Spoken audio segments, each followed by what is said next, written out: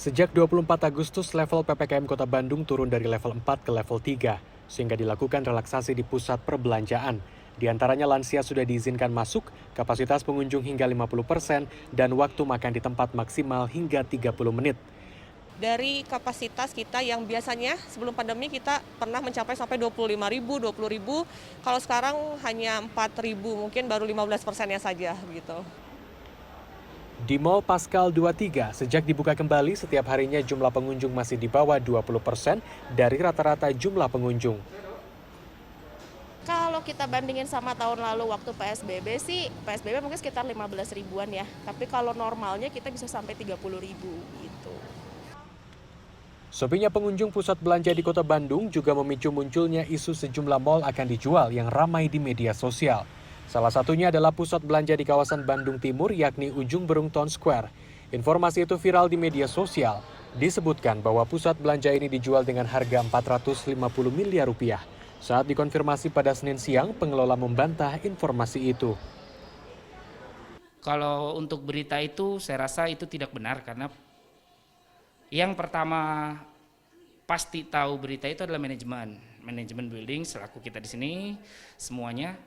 Kemudian data-data pasti bersumber dari kita. Adapun bila mana hal itu betul adanya, pasti bukan dengan cara seperti itu, dengan cara yang kurang baik lah. Kalau saya bilang dia diupload di beberapa sosial media dengan data-data yang minim, bukan seperti itu. Walaupun betul adanya itu pasti manajemen yang paling pertama tahu dengan cara-cara yang lebih baik, bukan melalui sosial media kayak gitu. Menurut Asosiasi Persatuan Pusat Belanja Indonesia Jawa Barat wilayah Bandung Raya, saat ini kondisi pusat perbelanjaan di Bandung memang dalam kondisi kurang baik meski protokol kesehatan sudah dilonggarkan. Rata-rata tingkat pengunjung hanya di angka 15% setiap harinya di 23 pusat belanja. Hal itu terjadi karena masih banyak gerai yang belum bisa beroperasi.